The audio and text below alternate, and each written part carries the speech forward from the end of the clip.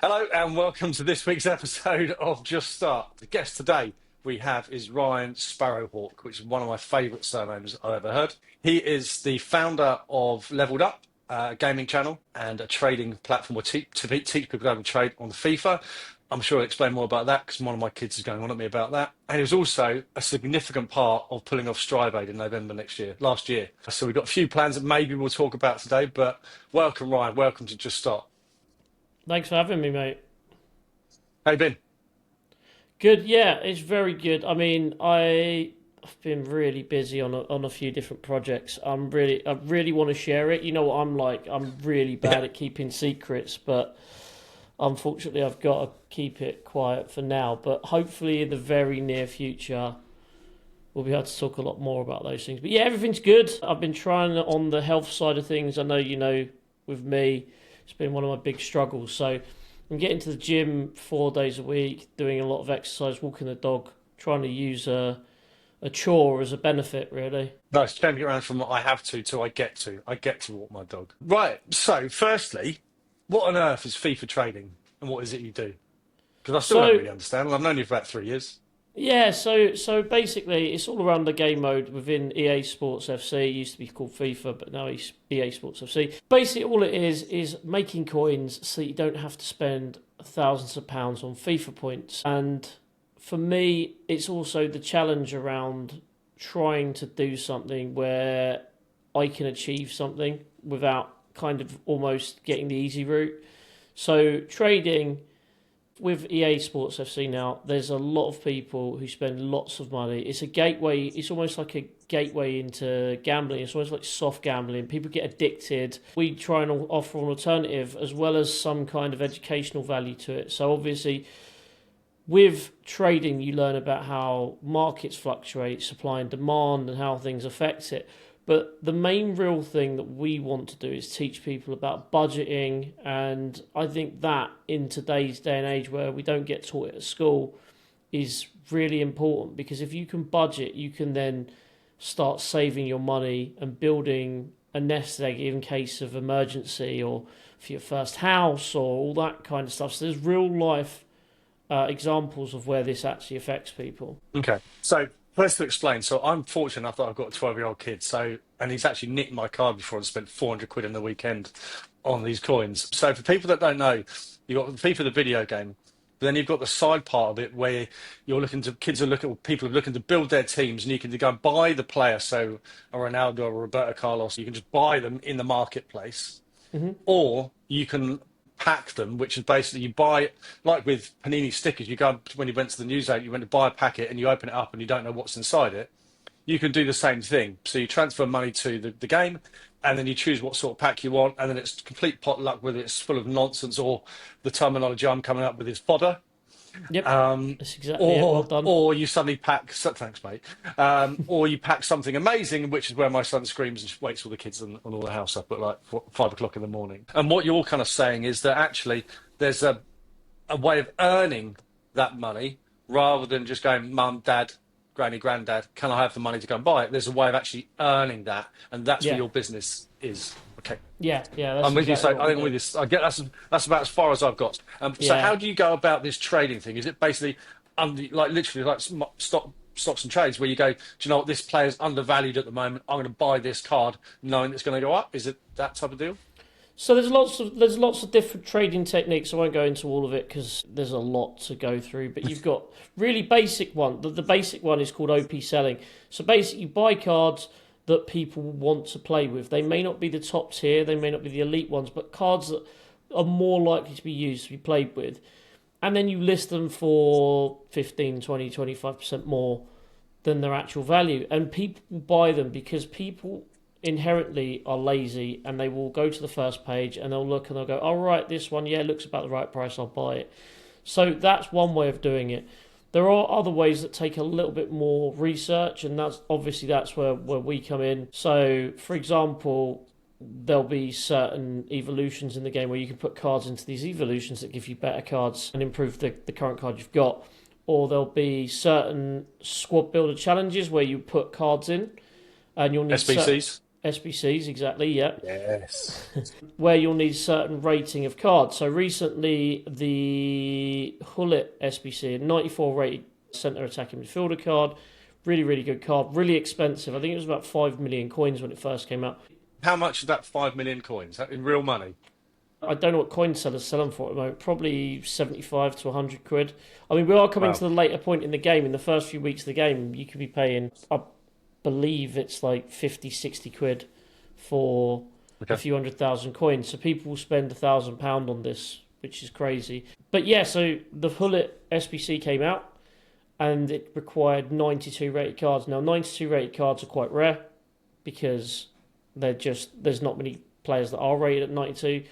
So the prices for those went up a lot. I think some of them nearly doubled. Obviously, preparing for this sort of stuff, now there are leaks in the game. Back, when it first started, there were no leaks. There's people who have Twitter accounts that are just solely based on leaking what's coming out in the next promo, which kind of kills some of the hype and the fun of it, but it is what it is. So we can look at that and go, right, okay, are people going to want to do this card? Yes. If they do, what kind of ratings is it going to be? Hullet's going to be expensive because he's one of those cards that everyone loves. Same with Ronaldo, R9. Roberto Carlos is obviously one of those players. But attacking players have that premium because of the fact that they cost more. So we look at all that sort of stuff, build it all, work out what kind of things we're going to need. And we kind of advise people on what players are going to go up, what players are going to go down, when to sell, when to buy, and all that kind of stuff. And obviously, it's not an exact science. It's like trading. You always have your failures where, for example, there was one weekend I've lost 8 million coins, which wasn't fun. Yeah, it was depressing. I think I had about 16 and lost 8. It wasn't even a day; it was about 2 hours. So, yeah, we were hoping it would bounce back, and I just thought, you know what, we'll sell them now and we'll move on. So, but you learn from that. Okay. If you don't make the losses, you don't make the profits, and as long as you make a lot more profit than you're making losses, and you learn from what worked and what didn't, then that's progress, right? So yeah, absolutely. This episode of Just Starts is powered by Alloy Collectors. Football fans, it's time to level up your merch. Alloy Collectors transforms football jerseys into premium metal collectibles, because true fans deserve more than just another scarf or mug. Get 50% off with code JUSTSTART and grab a limited edition Just Start X Alloys tee. Plus, score a chance to attend a private exclusive event with some of the biggest names in UK football. So how on earth do you get into this business? Talk us through it. Talk us a little bit about, first about your background in childhood, that sort of stuff. Not a great like paper round, you don't need to worry about that. But like early childhood, when you got that entrepreneurial, looking back, you can spot that entrepreneurial kind of spirit that you must have had. Well, do you know what? Funny you say that.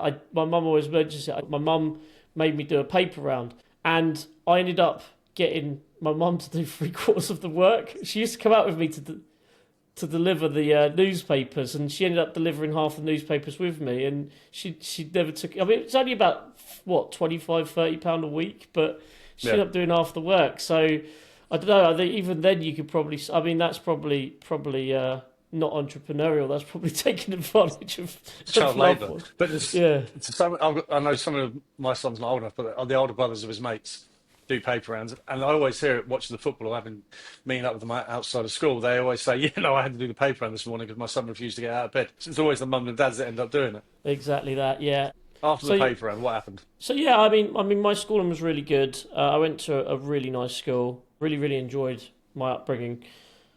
I always struggled in school because of the homework, and obviously I love history. I love maths. Maths is my subject. And I always kind of gravitated to the subjects that weren't essay-based because I just didn't enjoy it. I love learning. And even my GCSEs and A-levels were literally picked on what ones did not have essays. Okay. Well, it's a way of lowering it down, I guess. So, yeah, that probably wasn't the best way of picking them looking back. But, I probably learn more now than I did. But I went to a school, and the majority of the kids from my school would be Oxbridge candidates, so they'd go to Oxford or Cambridge.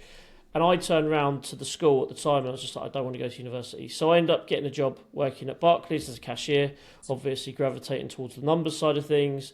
And, I enjoyed it. It was really good.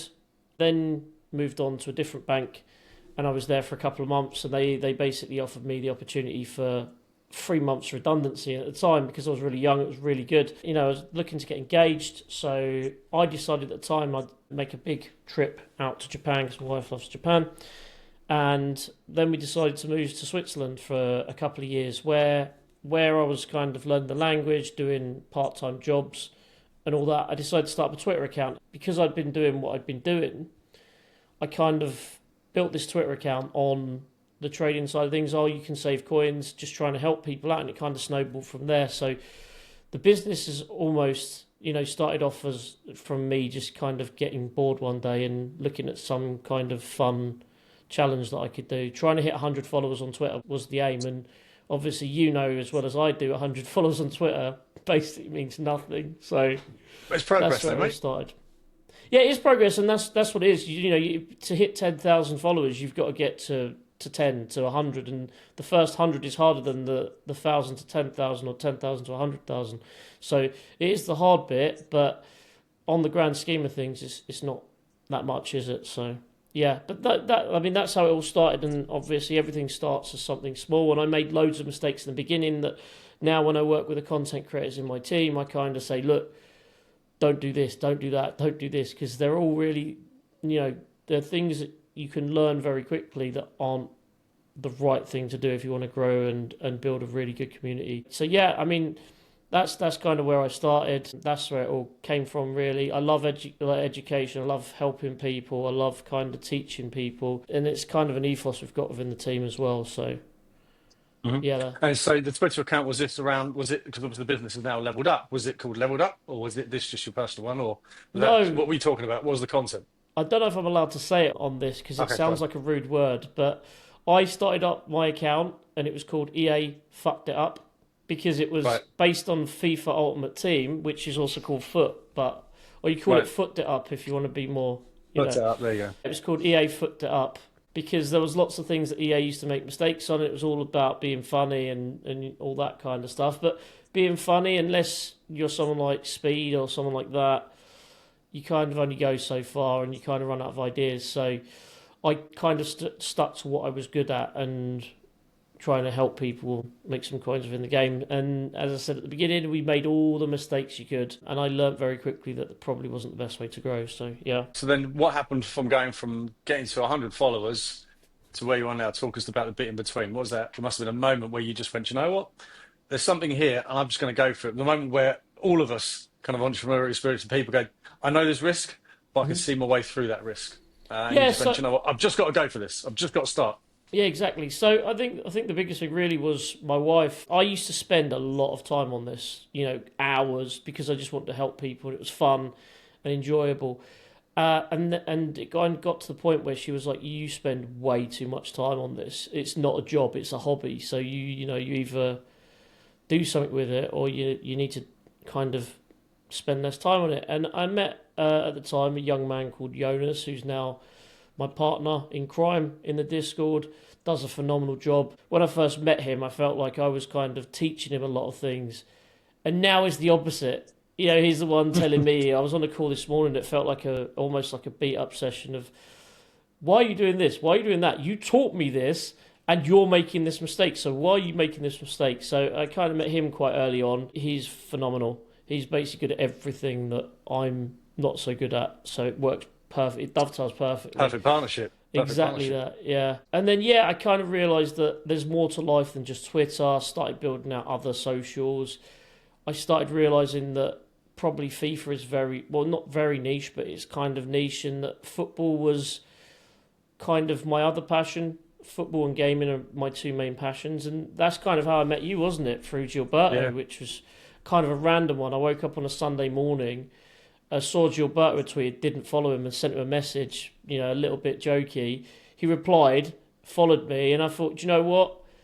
I'm going to message him and say, is there any opportunities to work with you? And then that's how I met you and Striver and quite early on. And that's kind Very of much so. Where we've moved out. I like to build relationships, long-term relationships, as opposed to what I can get. And I think that's something that's missed in the world these days, that most people only want to see what they can get now and not long-term, how they can help others. Because if you help good people and they grow, then they'll help you back because they're a good person and you've helped them. So why wouldn't they want to help you? And I think that's kind of what's happened where like StriveAid happened. There's so many different things that have happened just by, let me see if I can help someone. And that's kind of where the business is gone from. You know, we're now partnered with an EFL club officially, which Who's that? which is Sheffield Wednesday. You know, we're Congratulations. like thank you. We're like the EAFC sports partner, which it was really weird because we worked with their esports team for quite a long time, but when it was on their actual website as we are their partner, it just felt a little bit surreal. And as I said, working with you guys on Strive, I mean, I can turn around and say I was teammates with Gilberto Silva and Tim Chase. There you go. Doesn't happen in centres very often, does it? I know. But you also I know. you've been on the pitch with Roberto Carlos, Exactly, Gilberto Silva, Jeremy Adier, Jens Lehmann, and some of the biggest content Danny creators in Aarons, the world. Danny Aarons. That's the question I was going to ask you. So I said my 12-year-old kid who loves FIFA and loves football. And a lot of time, there's Wednesdays is our night where we watch a load of YouTube videos, get the kids to bed early. The other half goes to bed early. And me and him sit down and watch a load of videos. Normally, we watch a Sidemen video. Normally, Sidemen reacts, and then a Danny Aarons video, because Danny pumps out about 20 videos a day. And Danny Aarons, for those who don't know, is a massive content creator in the UK and does FIFA-related videos on YouTube. But he'll come up with challenges around these small, they're called SBCs. What's the SBC? Is a squad building challenge. So we do a squad building challenge and come up with the challenge saying, right, I have to play with only Arsenal players, or I have to play with only Sheffield Wednesday players. And he'll basically build a team and then try, and every time he loses the game with that team, he has to sell one of it or delete one of his favourite cards.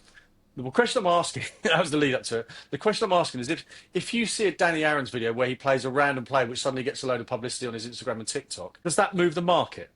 Would that mean, so let's say a Jeremy Adier, hero, I don't even know if it is, but Jeremy Adier card, let's say Danny Aarons played with it or Angry Virginia played with it in their YouTube video, would you see a spike in people going to buy that Jeremy Adier card? Yeah, there are sometimes. So Tex, who's one of the, I can't remember the card off the top of my head, but Tex played and he played with a certain card. The card moved on the market. It went from, say, I don't know, 250,000 to 350,000. I think it was Awaran.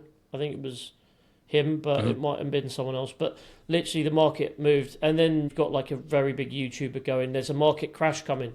So everyone panics and sells players and the market drops. So there are times when that happens. There's also people who will then say, oh, there's a certain Evo coming out or a certain SBC coming out and this will be needed. Especially on TikTok, there's this thing on TikTok where people kind of say, oh, buy this player and the price goes up. You can see it.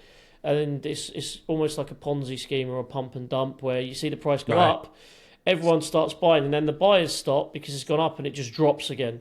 So, like Bitcoin. Yeah, well, I mean, slightly different. A little more professional. So, so if there's the FIFA's marketplace knows when there's a surge in it and that bumps the price up, like Uber. So if there's suddenly people start buying it, that puts the price up.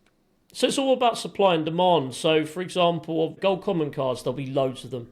Or very low rated, 75 rated gold rare cards, there's loads of them because if you open a pack, you're going to get them in there. Whereas 92 rated cards, as earlier, quite hard to get hold of. 91 rated gold cards, I think there's 2 or 3. You've got like Haaland, Mbappe, Rodri. So to get a gold rare card that's 91 rated is very hard because they don't come out of packs as much. Whereas, you know, like the lower rated there are. So there's a finite supply.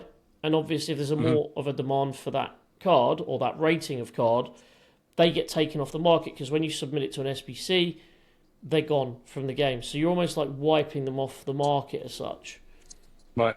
So then if the demand goes up, then obviously the price goes up because the supply is the same, but the demand goes up, so there's less cards to go around. So obviously the price increases. And then that can also have a fluctuation on other cards around it. So, for example, if 92 rated cards are 60k and 91 rated cards are 50k, you could put in a 92 rated card and then you'll put in lower rated cards for the rest of it as opposed to using the 91. So rather than putting two 91s, use a 92, which is roughly the same price. The 91s will get to a certain price and 92s, people start buying those, so they might start going up as well. if you're a mum or a dad and know you've got a kid that loves FIFA and talks about it, it's a different language to us parents. We don't know. I know a little bit, but what would be something that you could say if you're a parent listening to this, or maybe clips up on social media? What's a phrase that we could say to make our kids go, "Oh, how do you know about that?" Do you know what I mean?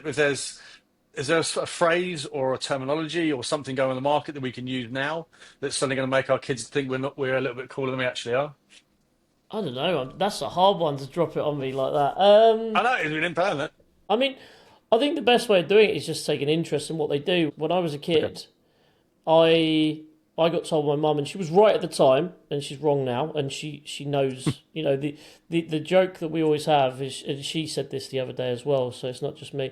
When I was a kid, she always said to me, games will never be a business, you'll never make any money from it. And now she's my accountant, so it's quite funny. Team of the season is coming up. Maybe say who do you think's going to get into the ultimate tots? Because they'll be like, hang on, it'll be here in probably just over a month or so. It'll be starting. So saying what players do you think are going to be in tots this year? Yeah. Okay, right. And then so clip that. Yeah. So to impress your kids, ask them what players are going to be in tots this year. If they play FIFA, little hat for you. Yeah. Nice. So let's talk about StriveAid. We haven't probably had a proper debrief since that. So for those who don't know, Ryan and I put on a game called StriveAid. I own a business called Strive with Gilberto and Roberto Carlos. And we wanted to put on a charity football match to help people with mental health and get publicity for an amazing charity called Campaign Against Living Miserably. In 5.5 weeks, I think it was, we pulled off a game with Team Gilberto Silva. Yeah, Team Gilberto Silva versus Team Roberto Carlos. And looking back, ironically, we were doing it for mental health change. My mental health was shot a bit, so I was sleeping maybe 2 hours a night trying to get all this stuff done. Mate, it was hard work then, mate, every single day, but it was so worth it. What was your takeaways from it? What was your thoughts of that event? Before we get into that, I can see something behind you that looks like those shirts, so I want to know what they are, and I want to get one. Oh, yeah. Yeah. So this is actually a beautiful segue, Ryan. Thank you very much. This is actually our new sponsor for the Just Start podcast. It's a company called Alloy Collectors, and they sent me a little gift, and I'll get one sent out to you as well. So these are all, you can't see it, because if you listen to the podcast, but if you're watching on YouTube, you can. So this is a Roberto Carlos limited edition StriveAid shirts. There's me. It's a proper little kit. It's cool, isn't it? So there's collectibles. We've got one of Gilberto, one of me, and one of Roberto. They do Chelsea, Spurs, PSG, and they're basically collectibles. And they're really, in the world which you live in, which is kind of, you don't actually get the sense of touching something. It's all online. It's actually something like a cool little stand that kind of goes on. So I'll get one sent out to you. And I think we've got a special thing going on. So there's going to be a limited edition Just Start podcast kit. So everyone who comes on that will get the gift of that. And whoever collects them, if you get all of them, there's going to be a special event that you'll be invited to, a private event that you'll be invited to. So yeah, there's a little thing with that. But thanks for Alloy Collectors that heard about us and wanted to jump all over this. So yeah, I'll get, I know your address, so I'll get either a StriveAid one, because you're in my team with Gilberto, which is the purple kit, right? Yeah. Because you sponsored it. I forgot you sponsored it, didn't you? And your LevelledUp logo on the front. Just don't stick anyway. My address on Instagram. like my phone number. I did your phone, or was it the Gun Live, wasn't it? Someone asked for Joel Campbell's number, so I put yours in the chat instead. Yeah, cheers for that. Right, always here to help, you know me. Yeah. Alloy Collectors, thanks so much for their support. Alloy Collectors, thank you so much for their support, and a long-term partner of ours, hopefully. So yes, they do some amazing things. Basically, they all arrived in the post, and anything that arrives my name on the post, the kids ransack. And my son, my oldest son, basically got them all and put them all in his room and basically went finders keepers.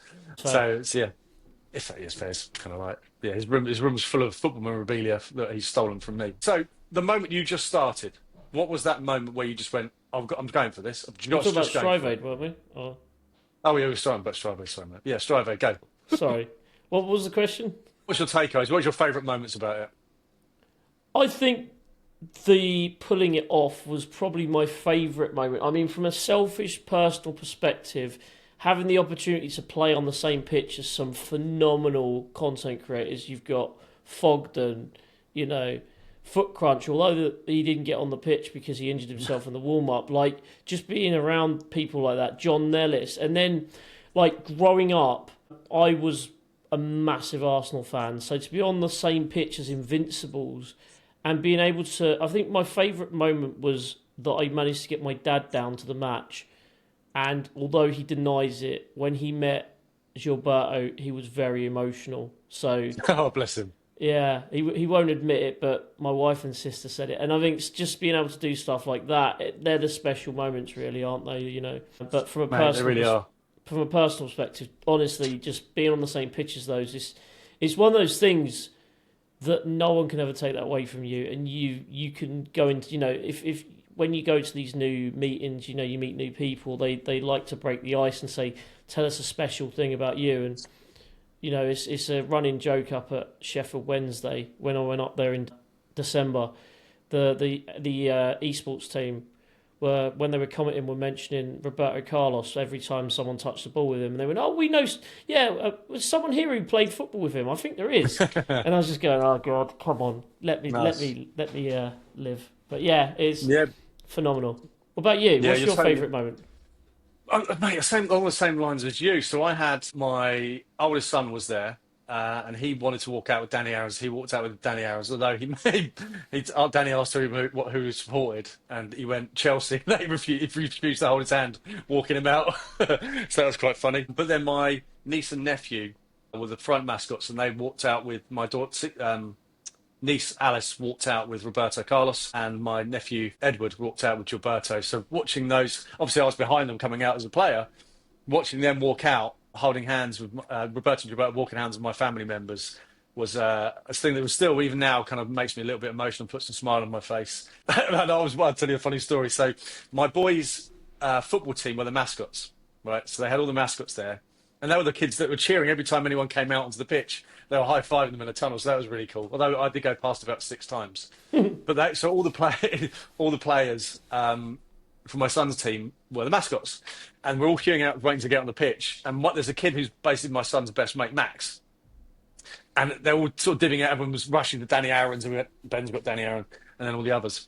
And then Max, who sees me maybe 3 or 4 times a week, came over and held my hand. I'm like, Max, you don't have to walk out with me, mate. I see you every day. And he went, no, I want to walk out with the boss man. I'm like, well, I ain't the boss man, but God bless you. And I walked out with him. So for me, it was kind of quite cool for a kid that I've known since he was about 4, walking out to this. And so that was the main things for me. But also, the atmosphere at Lewis was so good. It was, yeah. I think there's some points you could see it bouncing. The thing that impressed me, 2 players, well, there's a few players, but the 2 ex-players that are getting on a little bit now, generally, I think could probably still play football nowadays, pro football now. How sharp is he?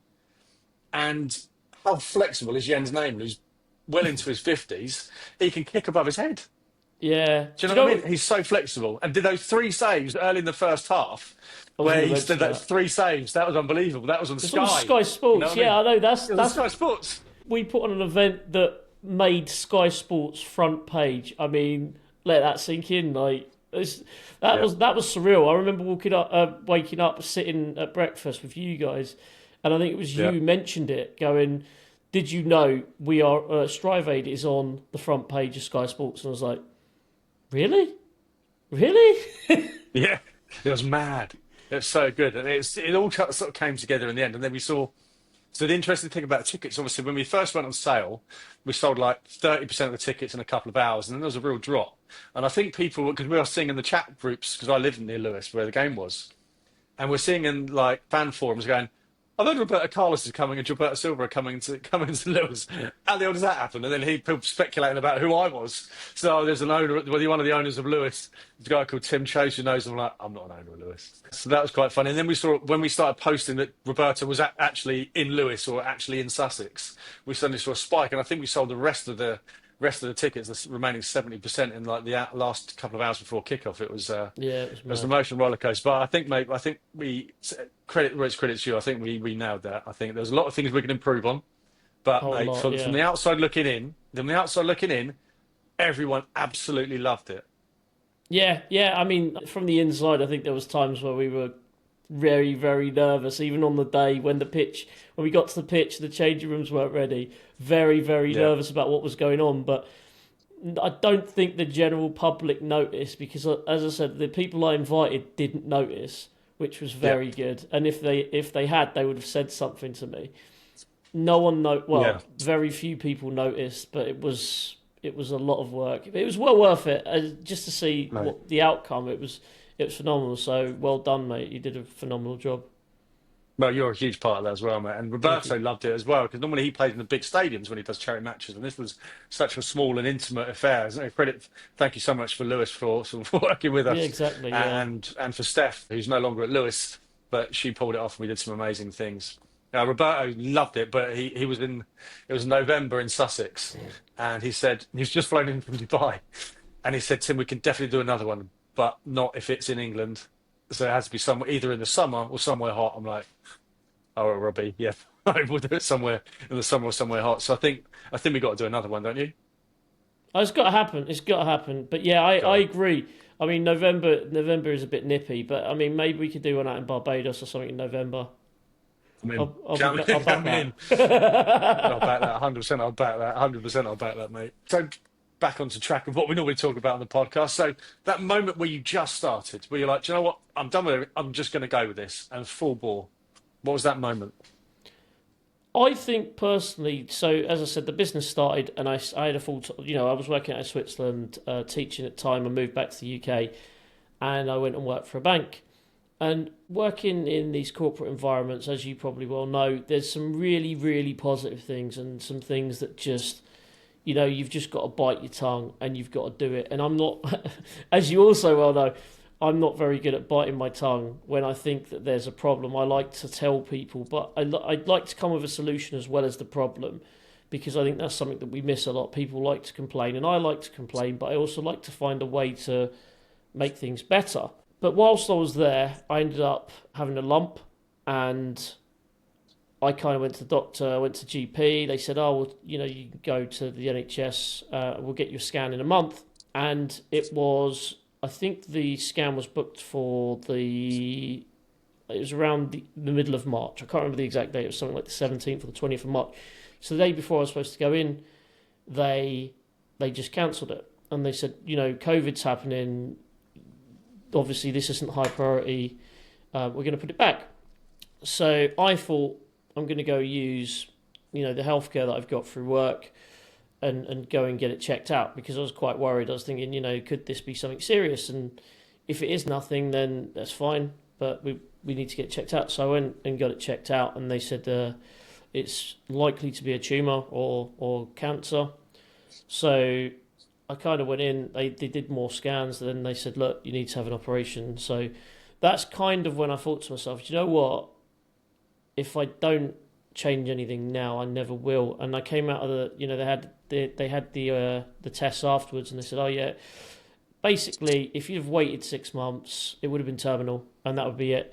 I wouldn't be here now. Ironically, I got a call from the NHS 8 months after, asking if I wanted the scan.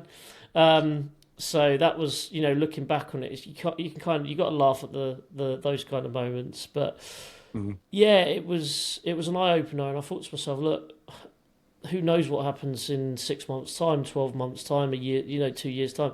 I don't know what the future holds, and I need to start doing what I really believe in now. And, I did see a really cool quote this afternoon, and it said, I can't remember the exact percentages, but it was along the lines of 75% of the world's wealthiest people are business owners, 15% are investors, a certain amount are artists, and there was another percent of something else. And it just said, no one has ever become one of the wealthiest people in the world by being an employee. So go make your dreams happen. And it is so true. If you want to make your dreams happen, you've got to go out there and get it and do it. And I think for me, the biggest thing for me was at that moment was realization that, look, I could build something here that could be beneficial for other people and my family. And obviously, the biggest part of my life is my wife, making sure she's happy. And one day I want to be able to turn around and go, you know what? My business is successful. You can work if you want to work, but you don't have to. And if you do want to work, go do something you really love. Don't do something that you hate. That's kind of my biggest driver, really, to being successful. And I think, yeah, that was the moment in my life where I realised, you know what? Like, I always thought I was invincible. As a young man, you've got all the time in the world. Nothing will ever change. Even when I'm 70, I'll still be able to run a marathon. Not that I can now, but, But yeah, that was kind of the moment where I thought, I've got to change. I've got to change life, because even at that point, I didn't know whether it was going to have an all clear and what would happen in a week's time. It could reoccur, whatever whatever happens. So that's when I kind of thought, yeah, I need to change things. Wow. Thank you for sharing that story, mate. I knew a little bit about that, but not quite as in depth as that. So, wow. So, from a moment of finding out that you had to have surgery, were you kind of in the hospital and were like, if I come out of this, I'm just going to go for it? Or was it during the recovery time? So, I mean, I don't know the exact point of when it happened, if I'm honest. But there was that realization. Yeah, it was a realization of I need to change things. I can't keep doing the same. I think it was Einstein who said if you keep repeating the same thing, trying to do the same thing, expecting a different outcome is madness. So if I don't try something new, if I keep working for the bank, I'll earn a decent wage, and that's fine. That's not, it's not a negative thing, but it just wasn't the right thing for me. And that's when I realised, what, who knows how long I've got left. And that's kind of when I started building a plan of, I didn't just jump ship and go, right, tomorrow I'm going to quit and change things. I put in a plan of, right, how can I give myself 6 or 12 months to be able to go and do this full time and not worry about actually if it all goes wrong. Because people fail. What do I do? I had to work for another 12 months till I'd finished what I was doing to give myself the time that I needed to kind of plan for this. And then I took a sabbatical for a year. Nice. And the plan was to never go back, but if it all went wrong and horribly wrong and I failed miserably, then I had a job to go back to. So it's kind of the plan that I took. So I would always say to people, look, go go achieve your dreams or try and achieve your dreams, but just be careful and plan for it. Make sure it's not on a whim, because if you've got that safety net to fall back on. I mean, sometimes having that safety net is a negative thing because you don't push yourself as hard, but just, when you've got responsibilities, once you get a little bit older, then you've got to be I think a little bit more careful than when you're 21. If you're 21, you can go and fail 100 times over because you probably live with your parents and you've got no responsibilities, but once you get to our age, it's a little bit different, unfortunately. No. Well, I think I'm even older than you. But I think my attitude is I totally get that there has to be a plan in place. And I had something similar. I was still doing I had my recruitment business that I was working on while I was building out what StriveAid is now. And I absolutely it was like a side hustle, but I was super passionate and I had to do it to build what is StriveAid. And so I totally agree that there needs to be some sort of plan. You can't just do it on a wing and a prayer. But I think this is where you and I are built differently. You kind of obviously got a safety net. You could go back to a bank. I don't. I kind of have to have the whole burn the boats kind of attitude. Where I think was it the Vikings or someone they conquered some island would want to say, right, we're going to stay here, so they burnt the boats, so they couldn't move on anywhere else. It probably was something like something they'll do. So yes, I had to have the burn the boats kind of attitude. Say, look, I'm all in. I can't have a safety net because I would never push myself far enough. So I can't have a safety net because I get too lazy. And go, well, if it all falls down around us, I could go back to this. I've got to be all in. Yeah, no, I get that. So, I respect that as well. I think for me, in my head, I kind of forgot that I had that safety net because I had to be all in. And I think you're right. You have to be all in because if you don't believe that you can succeed, there's no point in even starting. Like, you have to believe you can be successful. And that's why, I think that's what you mean with the whole burn the boats kind of thing. If you don't go in all in and you have that safety net and you think, you know what, if it all goes wrong, I've still got a job to go back to. You might make it. You know, there's a chance you can. But if you go, do you know what? This is life or death for me. I have to make this work. Yeah. You're much more likely to succeed. Like we said about the StriveAid event, I remember there was one night, I think you messaged me at 3 a.m. and I replied in about 30 seconds and you were like, you can't sleep either? I'm like, no, I'm thinking about how we can get this, how we can solve this problem. So that was the Friday night before the Sunday night of the game. Yeah, it was. I remember. I think I've still got that board somewhere where I was going to be to make it all work. I was going to be the chauffeur for Roberto Carlos. Do you remember? Yeah, and yeah, no, DIY board. Yeah. It was just like there was like that. We went into your garage, found this piece of a board, wrote Roberto Carlos on it. I had it in my cupboard, like it's in my cupboard somewhere. But it was just the fun. The idea of it tickles me now. Like, I could potentially have been the chauffeur for one of the best left backs of all time. Yeah, well, I've got loads. So I just remember the story. So we didn't want to let people know what team they were on. We wanted to do a draw, like an FA Cup style draw, to decide who was on Gilberto's team and who was on Roberto's team. So remember, we said, let's do an FA Cup style draw. And we didn't have enough time, so we ordered 30 ping pong balls. Do you remember, on Amazon? And 5 Sharpies. Yeah. And I remember Sunday nights of the game, this was like 9 o'clock, sitting on the sofa with Ben, my oldest, and we're taking it turns to write names on it. So he goes, Dad, I spelled Roberto Carlos wrong. I'm like, all right, we got one mistake, don't do any more, because we're running out of ping pong balls. And I think I wrote Jack Mate with not enough A's in it. And so we had that. So it's loads of these little stories. But this is what... And you know what? There's a phrase, you mentioned some phrases, there's a phrase that I kind of fall back on, and we joke about it internally at Strive and at home. And it's whenever we go through some real crap, like we're dealing with some real crap. You know, sometimes when you're self-employed, you just go through, it sounds like you're at a war every day, and every day there's someone trying to come over the wall to try and destroy you. And every time it happens, we go, well, this is going to make a great moment from the movie.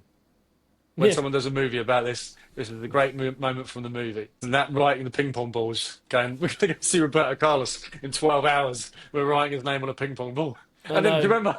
So we got to the hotel, StriveAid, and I'd done these ping pong balls, and I couldn't find anything to carry ping pong balls. And obviously, we had to have goalies in one bit and pros in another bit, because we couldn't end up with one team with all the goalies and another team with all the pros on.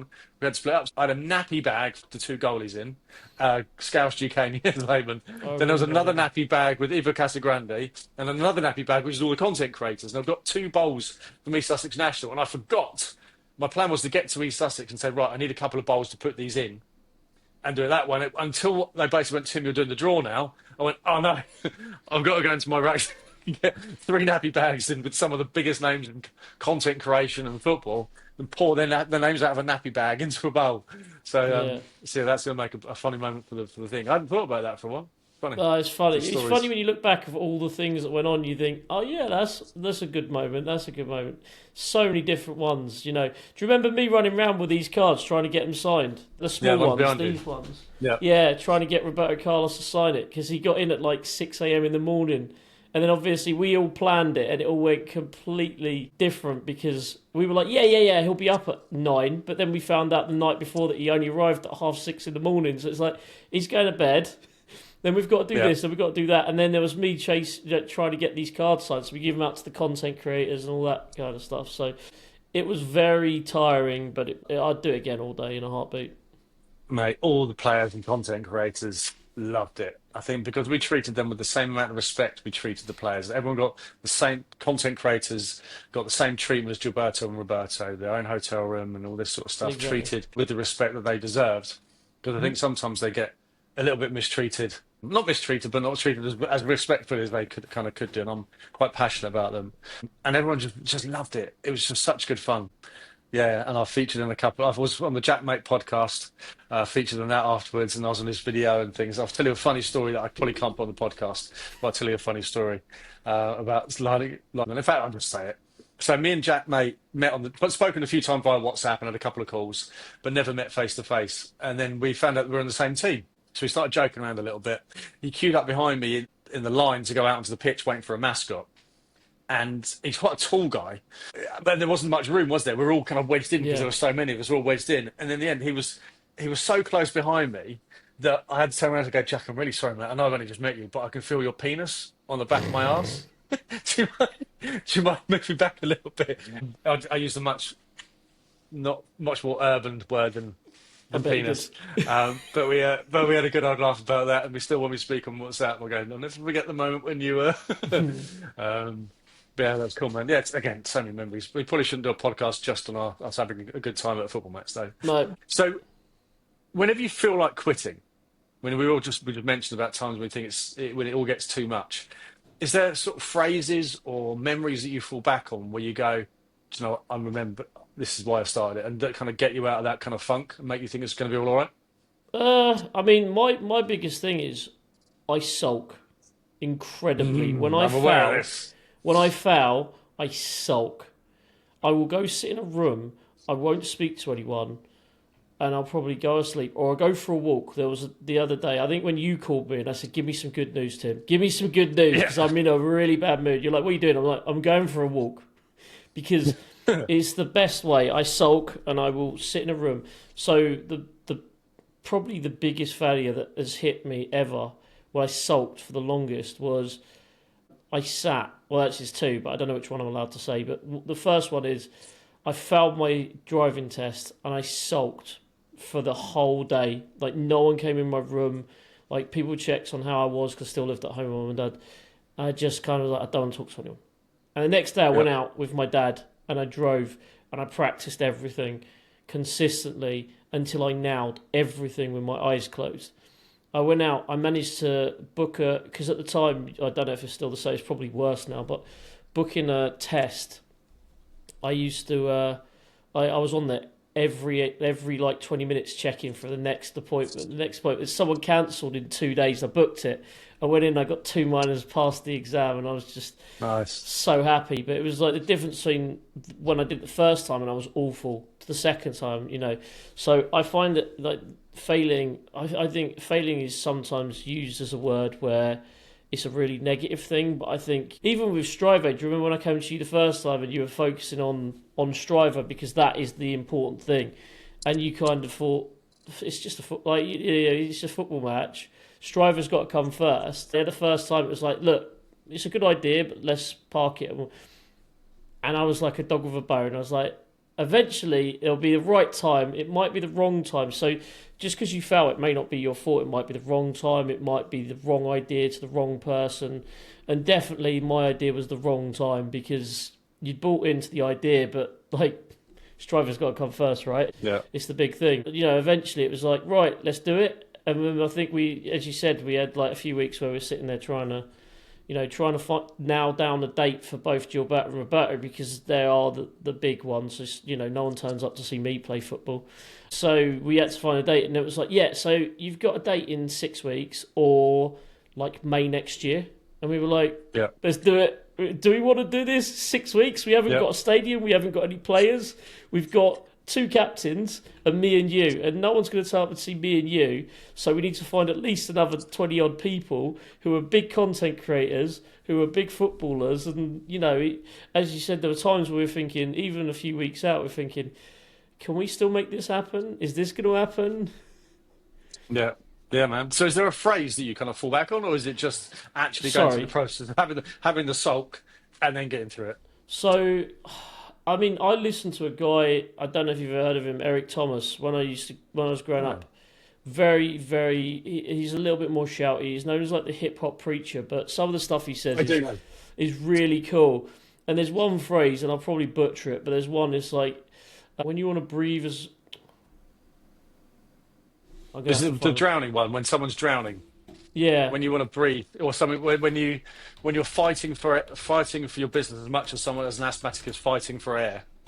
Yeah, I'm gonna have to find this quote quickly. When you want to succeed as bad as you want to breathe, then you'll be successful. So it's like, you know, that's one of the ones that I really love. But for me, like, it's just a case of, look, I don't really have a phrase as such. I just kind of know I've failed before, and I'll fail again, and I'll fail 100 times. But the reason why I'll be successful is because I might fail 99 times, but that one time after the 99 is successful, you know, like it. Or if I make mistakes, I will learn from them. You know, I've put on football matches before, and there's certain things that didn't go well, and I've put on loads of football matches in the past, be it just as a team member in my local team and all that. But putting on this event was the one real success. I know I keep going back to it, but you succeed by failing. I think that's probably the phrase I'd go with, really. Like, you don't succeed by not trying. Yeah. So I totally agree. I think you learn more from your mistakes than you through your failures, and certainly through life, but even more through business. So this is going to sound like a weird question, but what's your favourite or most important failure? Weird question, isn't it? Yeah, it's a hard one because, like, I don't think I've got a big failure. I think I've got lots of little failures. Just know your most favourite, the favourite or most important failure. Yeah. So it doesn't have to be kind of super important. It can just be, do you know what? So I'll tell you mine. So my biggest and most favourites, because I enjoy telling it because it shows what a moron I am, but also shows the importance of pivoting as well. So I remember the first ever They got the app ready for StriveAid. The app was ready and ready for the demo. And we're looking at talking to clients. We suddenly managed to get hold of I don't know if I can say who it was, the world's biggest sports team, not football, but sports team. And we said to them, look, I built this platform, and they were based in a completely different part of the world. So they were 12 hours behind us. Kind of gives you a clue where we were talking. So it was about 9 o'clock at night. About 10 or 12 o'clock at night. And we're waiting. Suddenly they joined the call. And I gave them this pitch, which in hindsight was the most nonsense piece of thing I've ever delivered in my life. And it was basically, I built this platform where you can engage with your fans. You can record videos and respond with videos. There's no abuse on it, so you can get more people to do it. All you have to do, and they went, fantastic. What's the charge? I went, 10 grand a video. They went, what? I went, yeah, you give us 10 grand a video, then you can resell it onto your sponsors if you want. And they went, why would we do that when we can put it on YouTube for free and make 20 grand a video? I went, fair point. It's a really good point. And that's my favourite and most important failure. Because I had to totally redevelop my sales strategy for Striver and totally pivot to the revenue model that we are implementing shortly. But it's so important to have those moments where you just go, oh, no, what am I doing? And that moment when they go, so why would we pay you 10 grand when we can post on YouTube for free? And I was like, I have no answer. That awkward silence, which felt like about 3 or 4 minutes, was probably about 3 or 4 seconds, was like, anyway, thanks for coming on. I'll speak to you again soon. But yeah, that's my most important and probably favourite failure. Yeah, right. I think I've got one. So I'm a great believer in there's 2 bits, and they kind of like work against each other. I think there's destiny and fate. I think there's something that's destiny and fate in life. But I also think if you want something enough, you can make it happen. Like you can almost will it into. It's weird. I can't describe it, but. Throughout, like, if this had never happened, I would never have learned and I would never be where I am now. So the first job I had before working in a bank, well, actually it was for a bank, but I ended up going through boxes of this microfiche stuff, looking at, like, do you remember, like, the old negatives? Yes. I was looking for basically a bank statement for something to prove that something had happened about 10 years ago. And because it was a Japanese bank, it was completely different to the way we store stuff. It was quite funny. So I started off there. And then I ended up, because I worked there on a temp basis, I ended up getting a job in a team. And obviously, as I said, I went to quite a, poncy school. It was really enjoyed it, but it was quite poncy. It looked like Hogwarts. And it did. I kind of thought that the world owed me a favour, and it doesn't. The world doesn't owe you a favour. No one walks in and goes, you know what, Ryan? I want to give you £1 million because you're a lovely guy. It just doesn't happen. I wish it did, but it doesn't. And I kind of went in and I was a little bit cocky, a little bit, look at me, I've got this job. And within 24 hours, I got called into an office and got sacked. And I think if that hadn't have happened at my first job, I would have made the same mistake later on in my life. I wouldn't have learnt, I learnt from that and realised, you're not owed a favour, you're not special, you're just a normal person. I think if that one thing hadn't happened on that day, then would I have been in the same place and have met, this person or that person? I think that's probably the biggest. Looking back, it wasn't my favourite mistake at the time because I remember the job recruiter messaging me going, "How did you mess this up?" It was not that hard. It wasn't even, a very high level job. It was like a basic level job. And I still managed to screw up within 24 hours. At the time, it wasn't my favourite. But looking back, I think if that hadn't happened, I wouldn't be where I am now. So, yeah, probably the funniest one looking back. You just think, but this is what I say, like, your failures are the thing that drive you to be successful, as you well know. Yeah. Well, you need to fall down 99 times, get up 100. Then it's I'm successful, just remembering, right? But yeah. Well, I'm not yet, but borderline. I've still got a few more falls to do, but I'll keep getting up, that's for sure. I just reminded me of my favourite failure of this is this. So coming out of, I didn't know what I wanted to do at university. I didn't know if I wanted to be an architect or a psychologist. Neither are related to each other, so you can imagine. So I took a year out. That and my exam results were shocking. So I took a year out, and my parents were like, you're not going to doss around the house. I was working at a golf club at the time. Like, you're not working at a golf club because we know you just go out and play golf. So they got me a job as an estate agent, one of the local estate agents. And I think basically they hired me because I worked in the golf shop. Both of the two partners of this estate agency loved their golf and were a member of a really nice golf course around it. So what was I? Roughly about 18, 19 years old. And they said, right, Tim, next Friday, you're having the day off. We're going to go and play this golf course. And basically they wanted to show this kid. They were in their early 30s, drove around in Porsche and stuff, and basically wanted to show me that I'm still a kid kind of thing. So we go to this really nice posh golf course, and I smashed them to bits. Like, not even close. And had no perception that maybe as they're your bosses, you should probably be a bit more respectful. I think on one of the holes, I was beaten by so many shots that I basically did the Happy Gilmore dance, the putt between my legs, doing the lasso, I think, and then literally the next Monday, so that was a Friday, the following Monday, I got a phone call.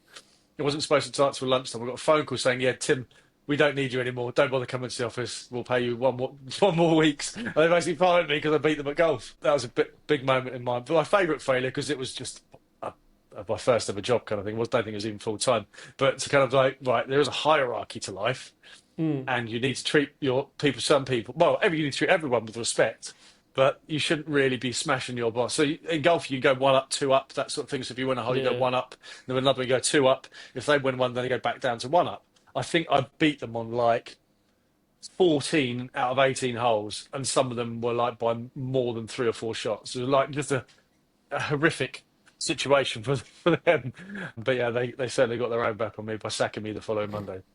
Yeah, he who laughs last and all that. But do you not think as well, though, on the flip side of that maybe because you were young, you made some mistakes in how you reacted to them, with a Happy Gilmore dance, probably a little bit over the top, and thinking back, maybe I wouldn't do that again. But on the flip side as well, do you not think in the world we work in now, in kind of what we do, obviously, if you want an investor, you wouldn't do the same thing, but yeah, within reason, it's so much more open with, you don't have to be a yes man, and you can 100%. tell someone respectfully, actually, you've made a mistake, and they will appreciate that, as opposed to where you're in the corporate environment, where it's a case of, if you have an opinion, keep it to yourself. Yeah, or you'll get a phone call. Yeah, exactly. You'll get around the golf and a sack the following Monday. But yeah, I think you're totally right. I think both of us have got some very similar traits, that we have ideas, we're creative, and we need to kind of physically get them out of them. Otherwise, they just shoot out of our mouths with very little thought. And I think sometimes we can't hold on to our thoughts and things. But I think you and I are very similar. But in terms of that hierarchy thing, so obviously I'm very fortunate that I've got some famous footballers that are my business partners and colleagues, and I've always thought of myself as a really competitive person. Everyone who knows me thinks I'm really competitive. And the first time I realised that there was a difference in this was with Gilberto. Now, Gilberto is a beautiful, calm, serene, elder statesman kind of thing. I've never seen him get upset once. Never really gets upset. And I always struggled to process the dominant defensive midfielder that was just dominated things and changed games, to this very quiet, humble man that I was very lucky to spend a lot of my time with. And then I seen one moment where it switched on, and I went, oh yeah, there's levels to this competitive nature thing. Bear in mind, he's won the World Cup and everything else. But do you know, he told me the other day that the Champions League final that he lost is he's had 15 finals, and that's the only one he's lost. Not a bad record, is it? Yeah. Anyway, back onto the story. So we were away together. I think we were talking at a conference or something. And in the hotel, they had a spa bit with a hot tub and stuff. And next to it, they had a cold plunge. And I said to him, "Oh, I've been doing cold showers and cold plunges recently to help with mental health and various other things." He went, "Oh, I hate them. I used to have to do them when I was playing, and I hate them." He goes, "I haven't done one for years." I said, "Go on, I'll give you a competition." And he went, "No, come on, mate." I'm like, he says, "I hate them. I don't want to do them." And then I saw his look in his eyes change, right? And it was like a cold plunge, so very, really, really cold. And I get in it, go, Gilberto parked himself in there, and I got out after 2.5 minutes. Just to spite me, Gilberto stayed in for 9.5 minutes. And he said that he never did it, hates doing it. I can see the look in his eyes changed, and there was not a hope in hell that he was going to leave that cold plunge bath before me. And it was a real eye-opening moment going, well, I'm competitive, but there is real levels to this. Really interesting. That's why he's a World Cup winner and we're not. Mate, it is. It really is. It's those little things. And he always says it's little things that count up to a lot. just being 0.5% better at every single day, or 0.1% better in every day, is really the message that these footballers have. They go, do you know what? I may not succeed at everything today, but I'll win. I'll have one little win which will make a difference. In fact, there's a good thing in really interesting. Giannakopoulos, who's the NBA player, was asked if he felt bad that he lost today. They didn't win the championships that year. So do you think the season is a failure? He went, you reporters always think like this. We didn't fail this year. Look how far we progressed. Last year, we didn't win in hardly any games. This year, we're in the final. How can we regard this as a loss? How can we regard this season as a failure? It's a stepping stone. There's no end to sports. Just because we didn't win the title this year doesn't mean we're not going to win it next year. And even if we don't win it next year isn't a failure because we don't win the title. And I think that's the really important mindset, and why I'm so adamant that my kids do sports, because you realise that it's the team thing, and it is really viewing failure in a different kind of way. Mm-hmm. Yeah, failure, as you said earlier, failure teaches you much more than being successful. If you never, ever lose, you never learn to win. My family won't play board games with me because as a kid we used to play Monopoly. I think Cluedo is banned in my family's presence, because I have got it down to a T where I will lose probably 1 in 100 because I know what I need to do to pretty much win every game. You got tactics down. Tactics down. Yeah. So it's little things like that. But I only got better at that because people beat me. Same with Pro Evolution back in the day. I had one friend who used to beat me. There used to be a player called Adriano that used to score from the halfway line, and I got really angry. It was before you could go and watch a YouTube video and all that kind of stuff to get the answers, like early 2000s. And I hated it to the point where I got so good at the game, I actually was able to beat him pretty much every game. I put Ronaldo in goal, ran around his whole Cristiano Ronaldo in goal, ran around his whole team and scored. He put the controller down, got in his car and just drove home. He didn't even say bye because he was so angry with me, humiliated.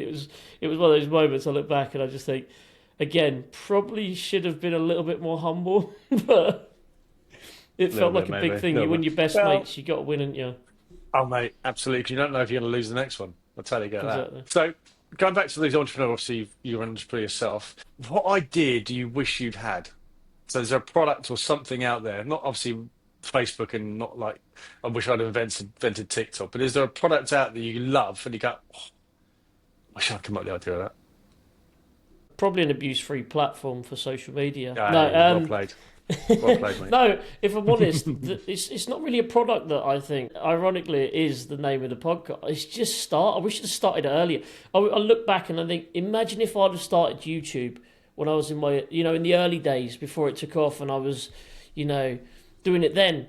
I could be where some of these content creators that are now. I could be playing in Qatar in these football matches, and I'd be this phenomenal content creator. But it's more a case of I did start, and I could not have started. So for me, it's not necessarily a product. It's the fact that I wish I'd have started earlier. I wish I'd have started learning new stuff earlier. I wish I'd have started YouTube earlier.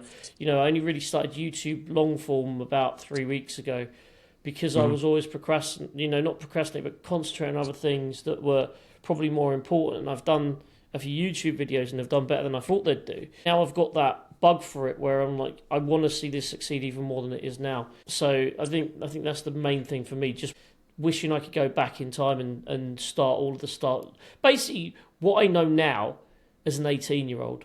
I mean, if I'd known what I know now as an 18-year-old, I'd have gone and bought Bitcoin. And I'd be, Elon Musk rich, but hey ho, it is what it is. But yeah, that's the main thing really. And I think it's the same with every entrepreneur. Is I just wish I'd have believed in myself earlier and started this off earlier, because I'd be so much further down the line. But then on the flip side of it, and my wife says this, is you were a different person when you were 20 years old, and you would have taken this opportunity and completely ruined it. So. Yep. Absolutely, I totally agree. There's a great Chinese proverb which is, the best time to plant a tree was 20 years ago. The second best time is today. Exactly that, yeah. So which I really like. Just start, and I know it's the name of the podcast, and it's not even linked to that. It's generally not. That is honestly the best thing I can say. Even if you start small, just do something to improve it. And you look at Danny Aaron's first stream or his first YouTube video was definitely nowhere near as good as it is now. And if you don't start doing something, and learning from those mistakes. Even if you do something that's really bad, look at it and go, do you know what? That's really bad. I mean, when my background is not phenomenal. I mean, these two are pretty cool, but it's improving. But if you see the first video I made, I had it facing this wall, which has a door on it, and it was a grey wall with a door on, which is like the worst kind of background you could ever have. It's really boring, and now I've got this, and it's a work in progress. So hopefully in 2 or 3 years I'll have a few more StriveAid kind of football players there. Maybe have like Ronaldo, Ronaldinho, and no, but nice. Well, we'll still be getting on, mate. Exactly. You never know. I mean, the sky's the limit, right? I mean, when I first started my business, if I turned around to people and said I'm going to be playing football with Roberto Carlos in 5 years' time, I've been laughed at. I mean, my dad laughed at me anyway. That was only a year ago when me and you kind of had the idea and we both agreed, look, let's start looking at putting this on. I said, I'm going to be playing football. I'm going to be playing football with Gilberto and Roberto Carlos, and he just went, "No, you won't." No, you won't. Yeah, much similar to my parents, I think. Yeah, but no, but it's mad, isn't it? Right, but all these players that go down to little old Lewis. No disrespect to Lewis, but it is in the middle of nowhere in a very, very small non-league football team. So you can understand why people had their doubts, but mate, we managed to pull it off. We had our own doubts. I mean, let's be honest, we had our own doubts. So we didn't tell anyone.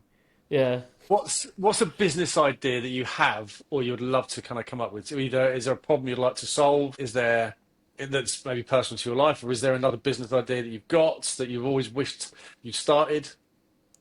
I think if I had all the money in the world and I could do whatever I wanted, I would try and find a way or some kind of app that actually brought people together in a positive way, because I feel like the world where it is today, I would love to be able to just have some positivity in it. Like, don't get me wrong, I need to kind of build out this idea, but I think, like, even this morning, I was walking the dog and there was a guy with 2 dogs, really nice guy, older gentleman. I went for a walk with him. We're in the nature reserve. You can only walk one way or the other. You can't kind of walk left or right. It's just, there's a river either side. You can't walk anywhere.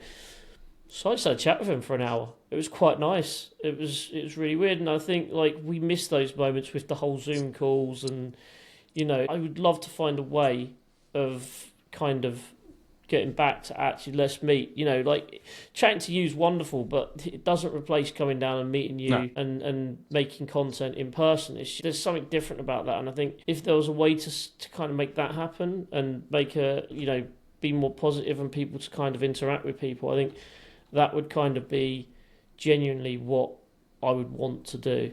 But I need to think about that. On the same thing. So I think I think we underestimate the impact we have on other people's lives. Definitely. So you go into the gym and you check in at the gym, and the person, the receptionist at the gym, could be going through a horrific ordeal, and the fact that you stop and say, "Hey," and have a chat for 10 seconds or 30 seconds can change a lot. Can change that person's life. And I think we underestimate how powerful these little interactions are for the other person. They make us feel good. Because, do you know, I was really nice with that, like helping someone out. Helping someone to take up the suitcase, an elderly woman or someone who's taking their suitcase, or helping someone off the train with their child in the buggy. All these little bits go, sure, that's actually really nice of me to do that. It makes them feel that the world isn't such a bad place. And I thoroughly agree with you. An app where you could kind of go, have that sort of feeling where you feel good for doing something good for somebody else, but also in turn probably makes them want to pay it forward as well and go, oh, look, that's a nice thing. Nice thing you did there. Yeah, I think for me, like, it feels good to be right. It always feels good to be right? You have an argument with someone, you've got to, you want to win the debate and be right because you're competitive. You want to be right. Yep. I'm right, you're wrong. It makes you feel good. But it makes you feel so much better by being nice to someone and positive. And as I said, there's certain situations where you kind of, they want to pay you back because you've been nice to someone, and you just go, look, just go help someone else out. Go make someone else smile.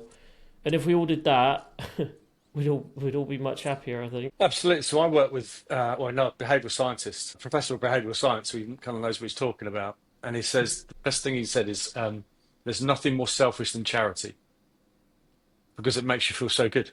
You do something good for somebody else, it makes you feel really good. So there's nothing more selfish than charity work, which I really, really like. Sure. Then the last question from me, mate, is what opportunity or progress do you think will happen within your area of expertise? So obviously gaming, whether it's gaming or the trading side of things or FIFA, how do you see that's going to progress in the next 2, 5, 10 years time? So the game, I mean, obviously what I do is going to evolve. It evolves on a daily basis. I mean, my job was FIFA and trading, and that's all it was. And then it moves out and it changes and it evolves. And now there's different projects as I grow what I can do, and people believe and trust in what I can do, and how I can help them. Things change. So obviously it went from just doing trading. Now we work with a few different clubs. So Sheffield Wednesday being one of them. There's a few other ones, one on Belgium that we work with, and it kind of grows out. So there's lots of different things that are on the horizon. I think it's just adapting and evolving. So with the EAFC, everything changed. There's lots of things that stay the same, but they evolve and change certain things, because if it was exactly the same every single year, then there wouldn't be a need for the business. But it's about how we adapt, how we improve, how we grow, how we help more people, how we can look at kind of what other opportunities we can work on, how we can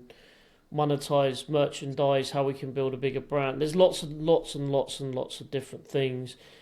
But how we can kind of build those relationships deeper with people, really. I think that's the most important thing. So that's how you get on in life, building strong relationships. And I think that's probably, for me, the most important thing. Self-improvement.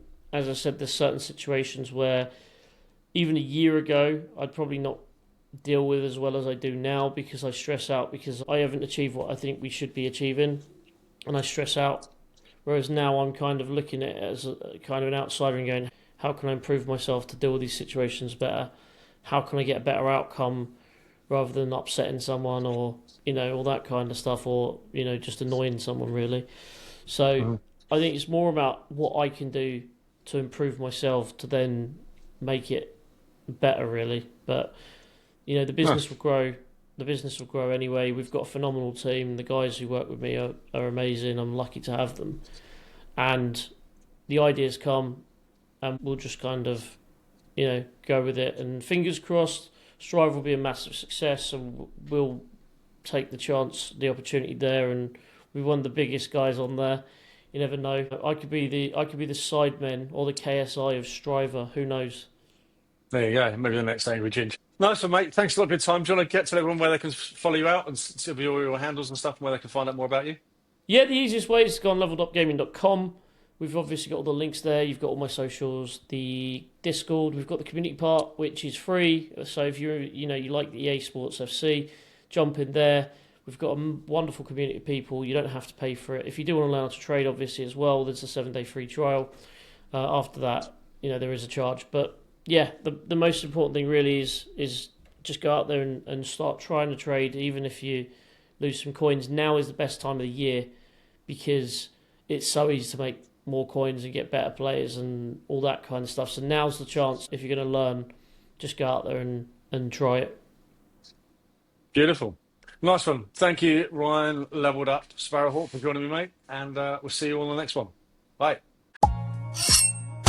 This episode of Just Starts is powered by Alloy Collectors. Football fans, it's time to level up your merch. Alloy Collectors transforms football jerseys into premium metal collectibles, because true fans deserve more than just another scarf or mug. Get 50% off with code JUSTSTART and grab a limited edition Just Start X Alloys tee. Plus, score a chance to attend a private exclusive event with some of the biggest names in UK football.